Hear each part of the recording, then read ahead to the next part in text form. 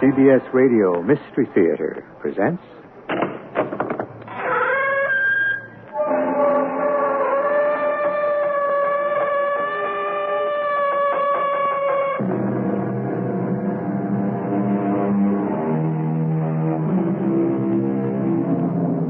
Come in. Welcome. I'm E.G. Marshall. Death is a much maligned figure. An unwelcome visitor to most. But to some, he comes as a friend and a healer, much prayed for and sought. To them, he is Johann Sebastian Bach's Süßer Tod, sweet death, who comes to bind up unbearable wounds. But not to everyone who prays for his soothing touch is he allowed. Some crimes are too great to be forgiven by death. You could handle it alone, Ted? Duck soup, Si. Just be ready to take off when I come out. I watched Ted saunter into the bank. Then nothing but waiting. When I finally heard them, like I guess I knew all along I was going to, I knew this was one heist which wasn't going to work.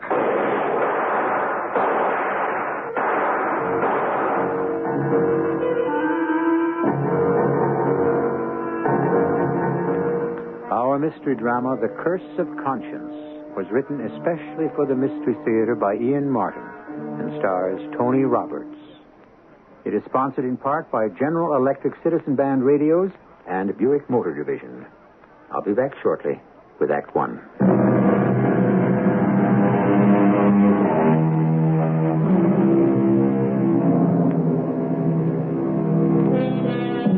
The young, strong hands are clenched so tightly on the cell bars that all the blood is squeezed out of them, and the veins stand out dark and distended against the chalk-white skin.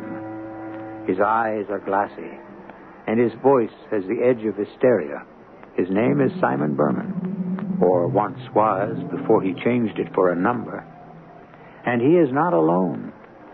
He is never, never alone anymore. I'm not looking around. She's sitting there waiting for me to, but I ain't biting. She'd just start talking to me, and I don't want that. That's the way it all began. But now it's all over. It's gotta be. She ain't there. She can't be. That's the way it is. She's just not there.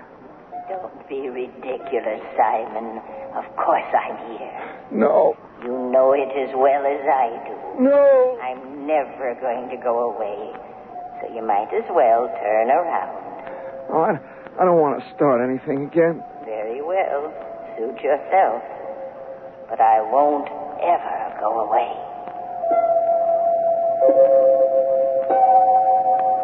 One thing I gotta say is she don't change. I mean, she's like that old crumb in ancient history or something who wanted to get across the river. And the fool who let him climb on his back never could get him off again. It's crazy. I mean, you know, who could have figured the way it began? A couple of years ago, I'm stuck in Cleveland. The town is dead. I mean, dead. You can't turn a buck doing nothing. So I pick up this girl, some Jane. I don't even remember her name now. She drags me into some church social. That's where I meet Cousin Ann. Hello, my dears. You want some tickets to dance? Yeah, sure, ma'am. How much are they? Well, that's our theme of the evening, all for the church. 10 cents a dance. Yeah, well, I'll spring for a buck's worth. You might want our special, $2 to dance all night. Oh, gee, that's romantic, huh, Si? Dance all night. Yeah. Give me $2 special. You'd like some refreshments? We have a nice punch. No, thanks. No, just the dancing. Maybe after you've danced, you'd like a cool, refreshing drink. What is it, lemonade? Well, that's what the church provides. How much is it a shot? The church set a price of 25 cents a glass. Okay, fine. We'll be back, ma'am. Okay, Candy? Oh, sure, Si. Come on, let's dance.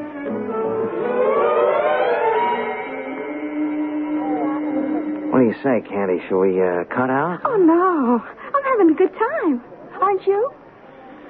Yeah. It's all right. It's a 2-bit church recreation hall and a jukebox. The Stardust Ballroom, it ain't, you know. Well, if you want to take me somewhere better, like maybe the disco or one of the big hotel ballrooms. Well, I was figuring, maybe I'd take you home, you know. At 9 o'clock in the evening? Oh, you promised me a big time. Yeah, sure I did. I thought you were the big spender. What's your rush? You turn me on, Mama. Well, so that's all right, but a girl doesn't like to be rushed all that much, you know? Yeah, and if we hang around here for a while? Well, then maybe we could, stop at your place. No, I just had it painted. Look, the place ain't fit to live in. I mean, how about your place? Well, You got a roommate or something? Oh, no, but... Yeah, but what? Well, I don't even hardly know you. Hey, what do you want? My life history? Fingerprints? Social security number? Oh, come on. I don't need anything like that. I can tell you're a real nice guy. So after another dance, we go to your place. Huh? Oh, okay. But first I got to go to the, and, when I get back, I could use some of that lemonade. You spring for some for us? Yeah, sure, so long as we got that deal, huh? Oh, you got it made, handsome. Time you get back, I'll be waiting for you over in the corner there. Go to my place. That's a laugh. I'm down on my last double fin and a cardboard suitcase full of dirty laundry and a locker at the bus station. I gotta make some kind of score, and I need a pad. That's where the doll comes in, and I gotta play her along till I make some kind of connection. So I figure I can afford to invest 4 bits making her happy, and I mooch over to the old dame at the punch bowl. Well, young man, now would you like some punch? Yeah, a glass for my old lady, anyways.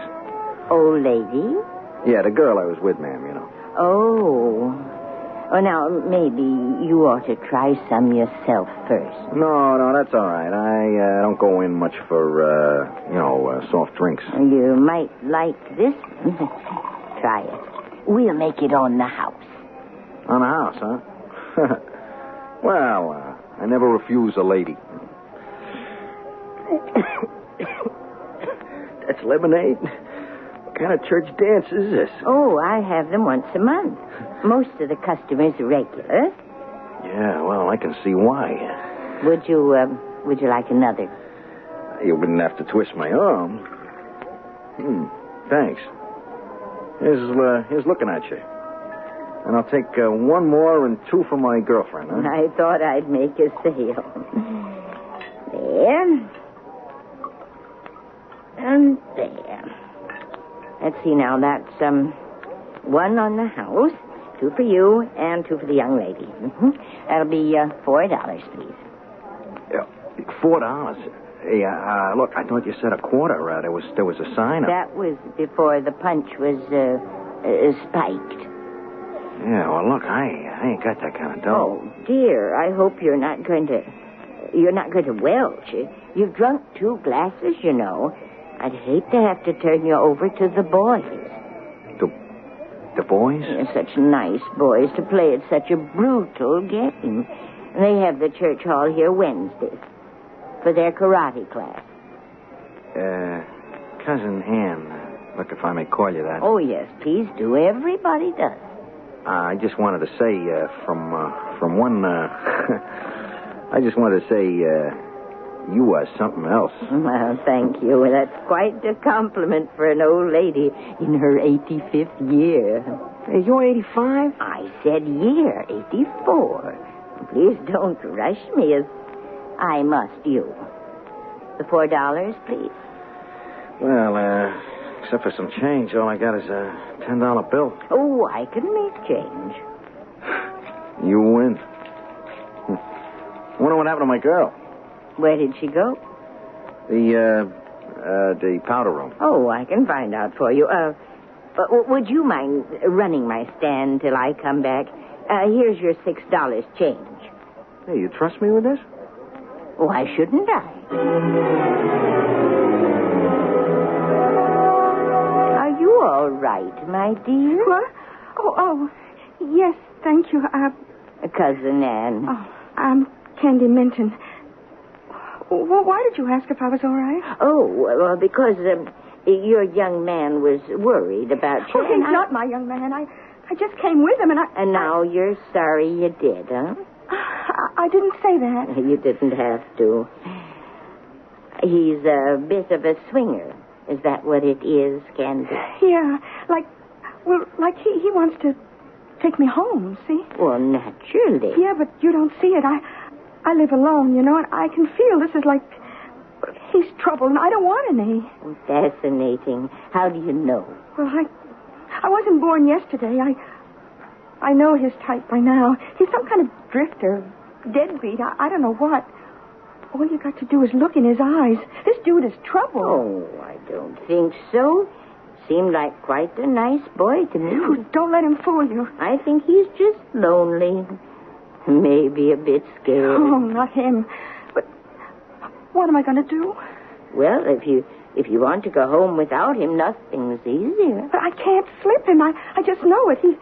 He's watching for me to come out. Well, he won't be when you do. I'll make sure of that. How? Very simple. I'm going out now, and I'm going to ask him to dance with me. Dance with you? Why not? I've always been a very good dancer. Just a minute. How nice, just my speed and right on cue. They're playing a waltz. Now, Candy, while he's dancing with me, you watch. And when you get the chance, duck down the back car to the rear door and out of his life. He won't see you, I guarantee. I'll keep him busy. I'm standing by the punch bowl when this wrinkled-up little prune blows back, almost catching me sneaking the last drink in the bowl. I figure the best defense is attack since I see she's alone. Hey, where's my girl? Oh, she's otherwise engaged for the moment. Well, I see the bowl is empty. I'm not surprised. Well, I've been doing a Russian business here. Let's see, $23. Thank you. Well, that frees me from my duties. So while we're waiting for your young lady, why don't you ask me to dance? To dance? They're playing a waltz. My favorite. Well, I ain't much on that kind of dancing, cousin. Cousin Anne, please. Use my name. And there's no problem. I can show you very easily. Hey, you dance pretty good. So do you. Sigh. Is that with a C? No, it's with an S. For Simon. Simon. Oh, I might have known it. He looks so much like him. It's almost as if he were alive all over again. Some guy you know named Simon? No, his name was Peter. But that's just the same, isn't it? I don't dig you. Oh, it's in the book of Matthew, chapter 4, verses 18 and 19. It all just seems as though it's fated, Si. What's that? That I should command you, as our Lord did to the man Simon called Peter, to follow me. Yeah, where? Oh, I would hope to your salvation. Well, now, that's sort of a rocker for a number one man whose life is dedicated to the pursuit of the easy buck, isn't it? To say nothing of the fact that he's a man who doesn't need an elastic conscience, because in his life to date, he's never needed one at all. Just how do you suppose he'll make out if he ever has to use one? Let's see when I return with Act 2.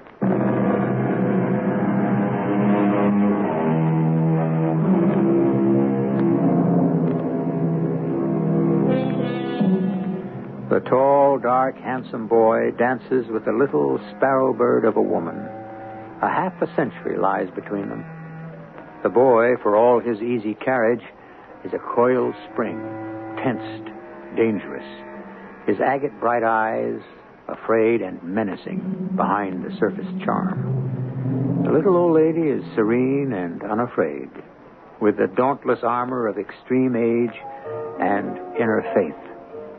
An ill-assorted couple, joined by an accident of fate, which can lead only to disaster. You're too much for me, Cousin Ann. I don't think so, Simon. Maybe just enough, or at least what you need. You're up against it, aren't you? Come again? You're broke. Practically down to your last dime. And you're looking for a meal ticket. Lady, you fracture me, you know? I mean, how's an old woman like you know where anything's at? I put in my apprenticeship finding out. I've lived a lot of years. Yeah, in the past. Oh, I'm still here. You'll have to tell me if I'm right.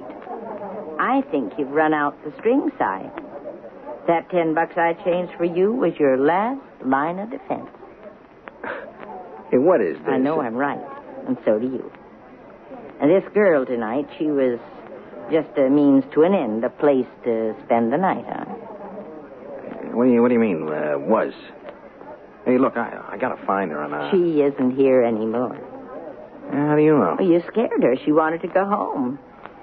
And she's gone, alone. I'm sorry if I broke up your date, but it really was for the best.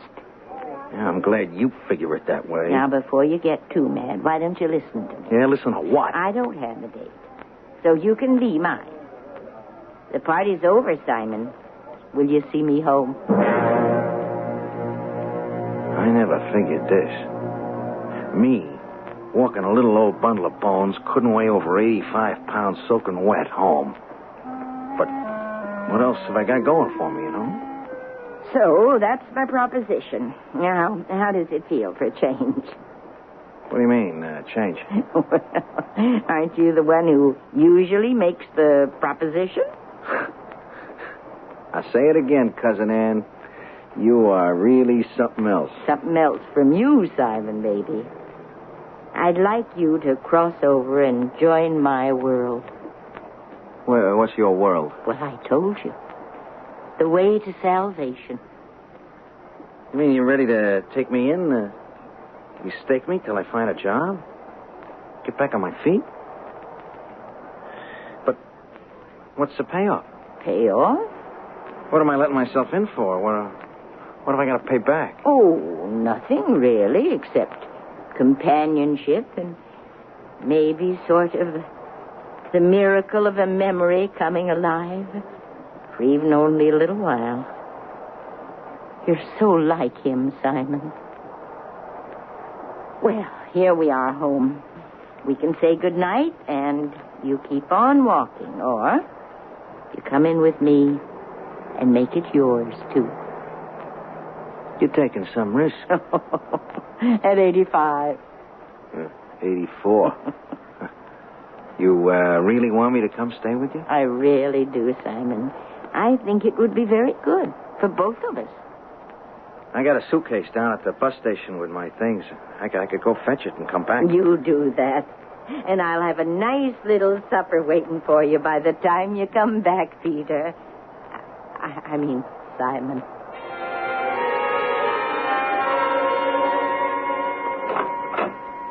This'll be your room, Simon. With your own bath right across the hall. Put out towels for you. Oh, there's a closet over there.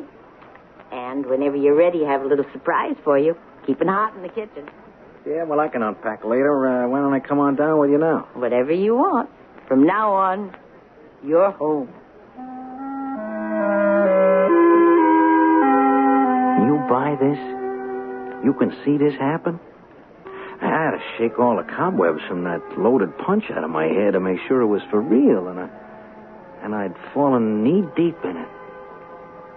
Suddenly I was cold sober, and I knew I'd hit the jackpot if I just played it right. I washed my face quickly, I combed my hair, and went down to supper in the kitchen. More coffee? As much as you want. How's the pizza? Oh, it's the most.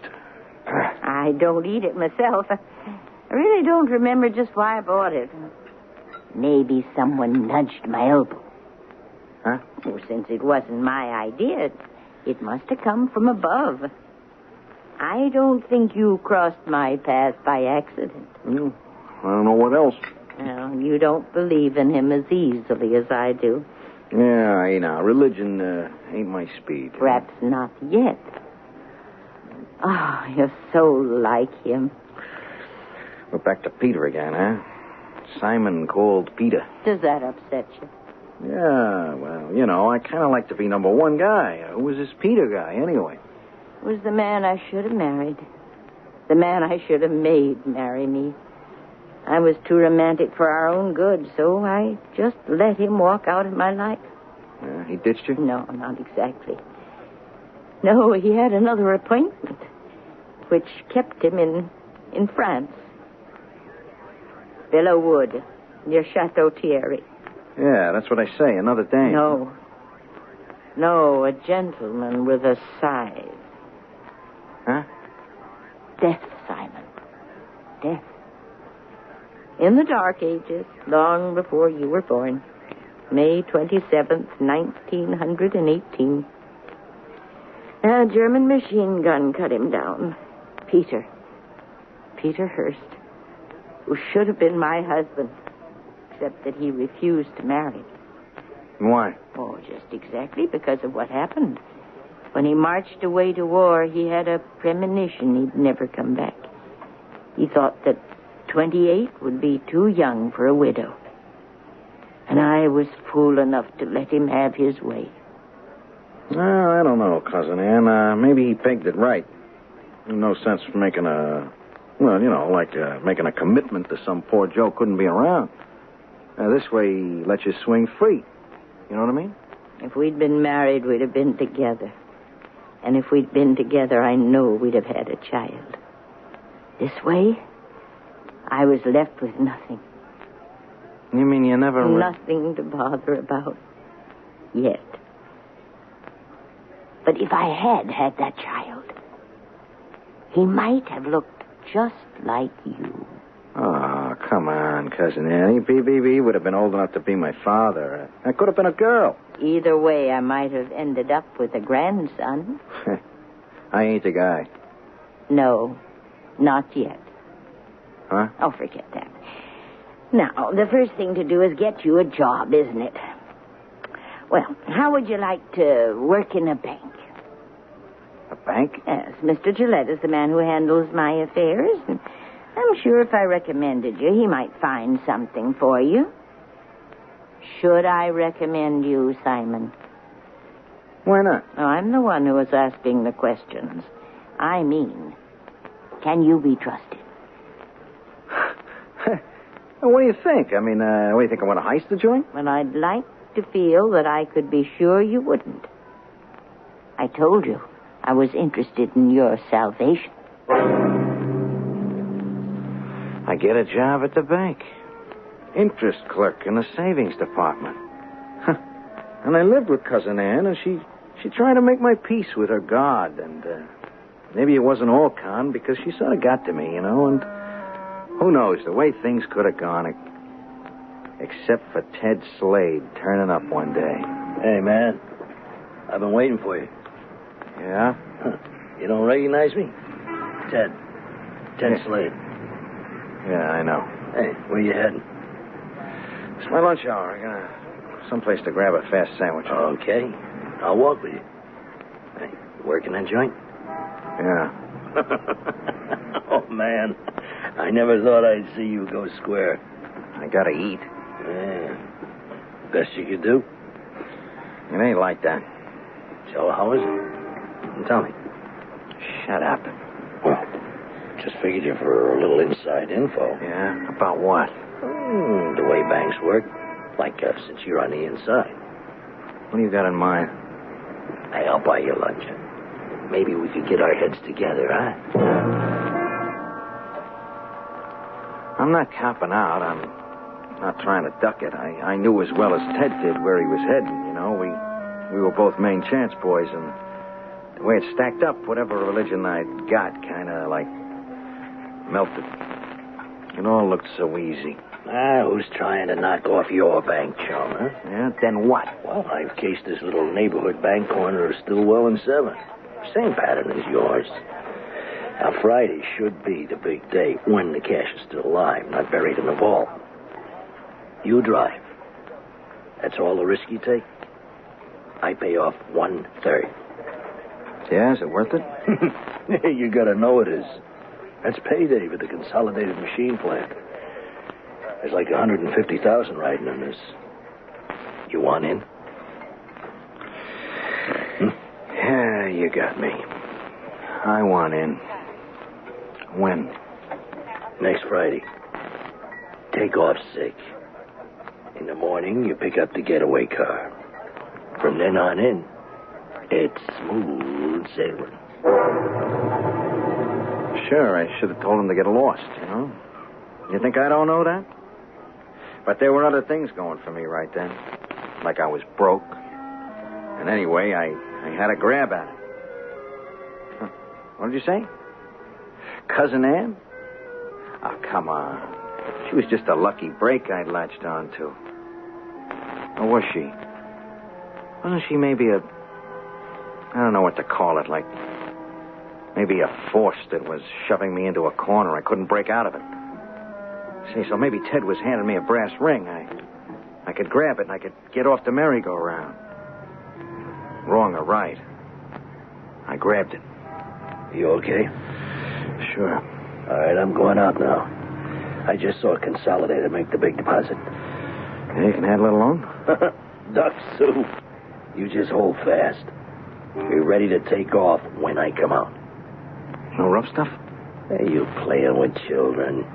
Not unless there has to be. Hang in there, partner. I saw him saunter into the bank. Then nothing. But the waiting.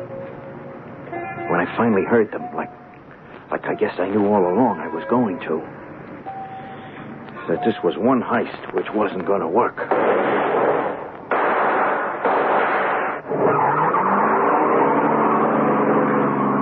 No problem. I shoved that getaway car into gear and took off. I junked it 4 blocks away and went back meekly to my job as interest clerk. But I knew right then, no matter how it went, I had to get out, even away from Cousin Ann.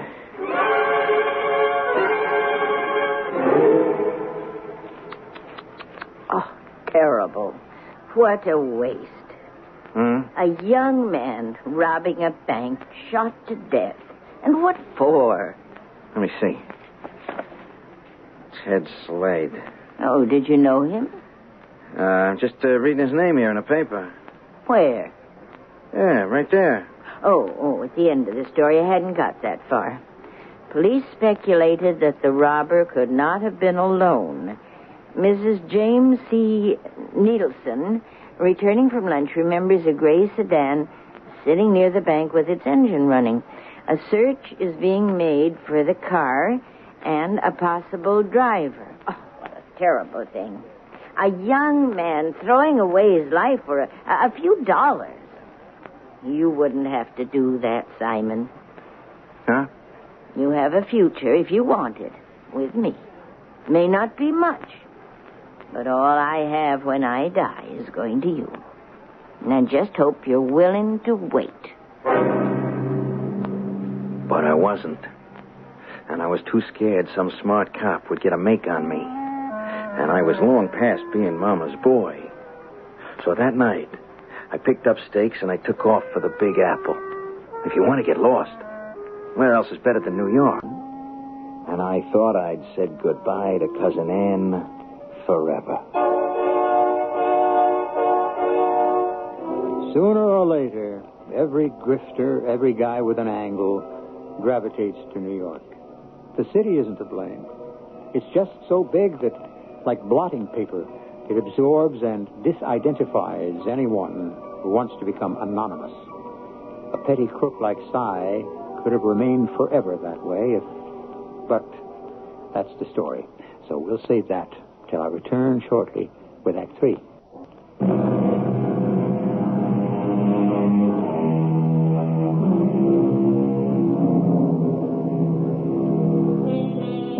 Three months in New York have not been very kind to Cy Berman. Oh, he has a new girl. There's always a girl in the life of a man like Cy, but What he doesn't have is money, or what he would call a connection to raise any. Worse than that, he's in the hands of the loan sharks, so he's not at his best this morning. Lou! Hey, Lou! Yes, Simon. What is it? That devil is that racket. Oh, they're tearing down the building next door. They've been at it since 8 o'clock this morning. Shut the window, will you? Cut down the noise. Oh, the place will get like a steam bear. I don't care. I'd rather sweat than have my brain scrambled. Come on, move it. Do what I say. Yes, I should. Don't slip. How's that? Vibration's still enough to knock my head off. I need a drink. Where's the bottle? I threw it out. What? Take it easy, Si. You'll knock me up again. It was empty. You've been hitting it again? Oh, I know. You knocked it off yourself last night. Oh, please, you're hurting me. I ought to lay one across you. Go on, get out of here. Get me another one. Oh, what'll I use for money? We clean again? You ought to know. Oh, jeez, what are we going to do, Si? I don't know. I can't get nowhere. Well, if it hadn't been for me, we'd have been on welfare the past month and a half. Sure. Big deal your brother rung me in on. Get me in the hands of the loan sharks. How am I going to dig myself out of that, huh? Oh, if you could only get something going. Yeah, not legitimate, that's for sure. I'm never going to dig myself out that... Who's that? I don't know. Maybe Sal. Yeah? Give him my gun just in case. Now, don't go off like a rocket, Si. I'm sure it's only my brother. Yeah, I'm not taking any chances. Who is it? It's Sal. You alone? Sure. What do you think? You better be. I'm nervous. I'm real edgy. Open that door, Si. Go ahead, Lou. Open it up. Will you put the gun away, Si? I'm alone. This time. What do you want? You're overdue, Si. Oh, I haven't got it. Well, you'd better get it. You know, the man gets nervous when it goes over $1,000. $1,000? Mm-hmm. Hey, I only borrowed 3 bills. Well, it's the way it is with interest. It mounts up. How am I going to get that kind of dough? Search me. But if I was you, I'd get it. I mean, by Monday next week.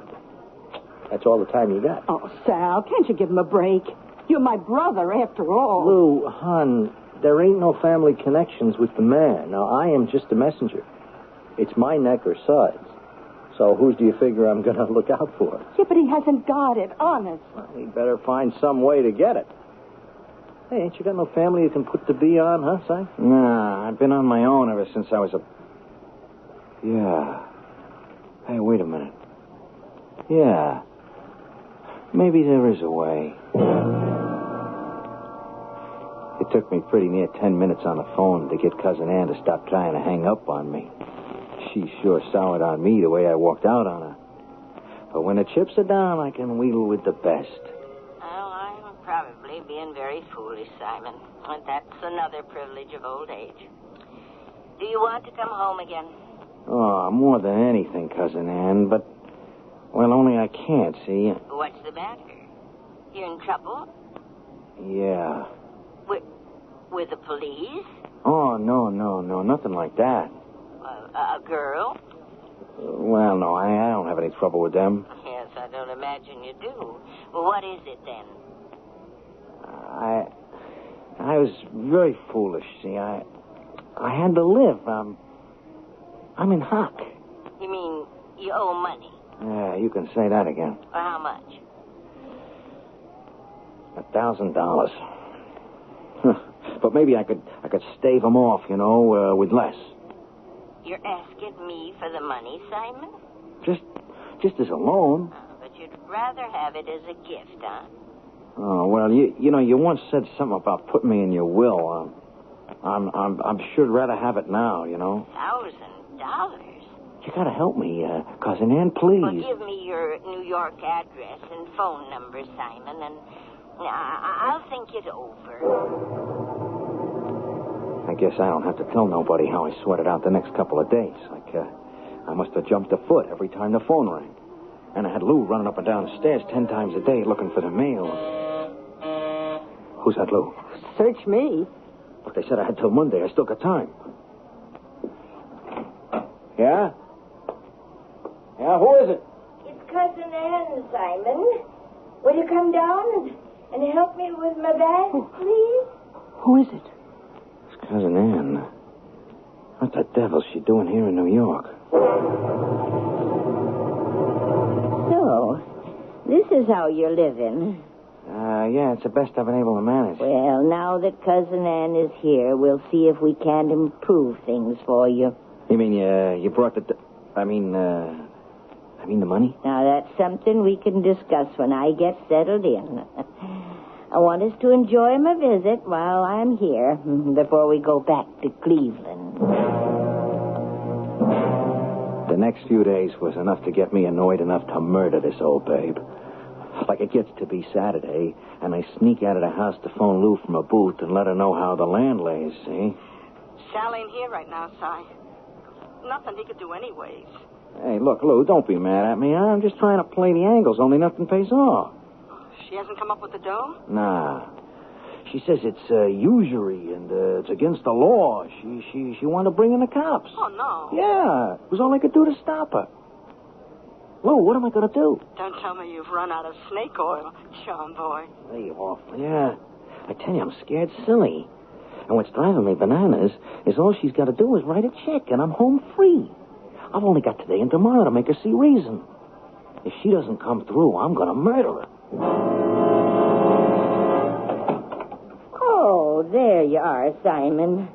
I didn't know where you'd got to. I was afraid you'd forgotten our little trip to the Metropolitan Art Museum today. Look, Cousin Ann, maybe this trip here is a big blast to you, but with me, it's life and death. I got less than 24 hours to come up with 1,000 big ones, or else I'm going to get hurt. I'm hurt bad. I got to know. You're going to give it to me or not? I have no intention of having any traffic with crooks and criminals, or of condoning usury. I am not going to pay it, and neither are you. What? The matter is in much better hands than ours, Simon. And that's the last I intend to say about it. Whose hands? You think this is something that guy you pray to is going to take care of? I have no doubt in the last analysis. I am sure when we go to church tomorrow, he will answer my prayers. There's a right way and a wrong way to go about things. Now, you listen to me, Simon. No. Oh, you listen to me, you silly old doll. You're going to make that pay off. You see this? Yes, it's a pistol. Yeah, with real bullets. One of which, so help me, is going to make you very dead if you don't sit down and write me a check for that 1,000. I can't do that, Simon. You better, cousin. I am not kidding. I'm desperate. It wouldn't do any good even if I had a check, which I haven't. I haven't even a bank account. And I haven't any money. Certainly not $1,000. What are you talking about? You're loaded. I have a small insurance annuity policy, which pays me barely enough to live on. Yeah, but the house. Oh, I don't own that. The church has been kind enough to let me use it these last years rent-free in return. But you said I'd be in your will. You are, but it's only a few dollars that I thought might help. Why, you silly old fraud. You led me down a garden path. And because of you, I'm going to get my brains knocked out. I could kill you for that. Only you won't. Because God wouldn't allow a boy like you. Damn you. And your...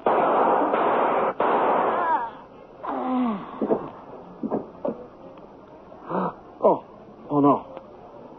Cousin Ann, look. I didn't mean it. Please, drop your gun and open up. When the door opens, you better have your hands up top of your head. Okay, I dropped the gun. I'm opening up. That's nice, buddy. Just hold it like that.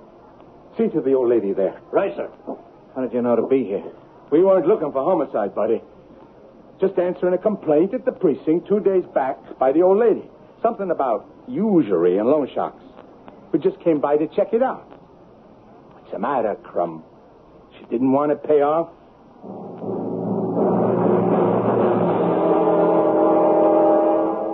They had me dead to rights. They threw the book at me. Maximum security. Solitary. The night I arrived here in jail, so did Cousin Ann. I was getting ready to turn in.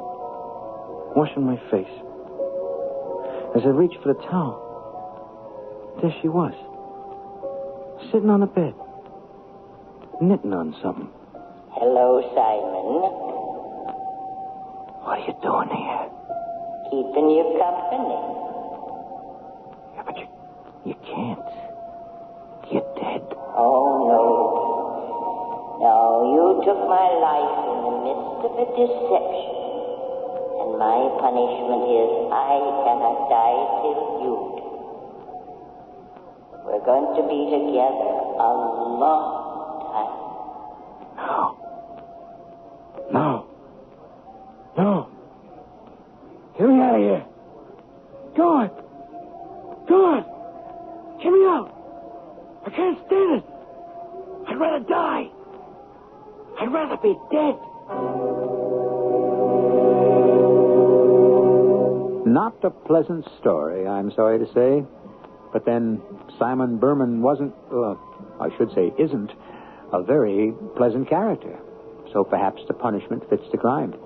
He'll have a long, long time to learn with Hamlet that conscience doth make cowards of us all. I'll be back shortly. I guess I'm lucky. My family's always been healthy. Oh, a touch of constipation now and then. But we've got X-Lax for that. When you need a laxative, shouldn't your first choice be the one more families buy than any other? That's today's X-Lax. Families like the chocolated taste. You'll like the way X-Lax works, gently overnight for relief in the morning. Next time, make gentle chocolated X-Lax your first choice for occasional use only as directed. We've always been healthy, and X-Lax is part of that. Remember your last hay fever attack? Your medicine turned out to be just antihistamine. Next time, arm yourself with ARM, allergy relief medicine. One tablet helps itching, dripping, sneezing, then does what your plain antihistamine won't do for congestion relief, even in your sinuses. Remember, don't give up. Arm yourself with ARM. Get antihistamine relief and more. Take ARM when needed, only as directed.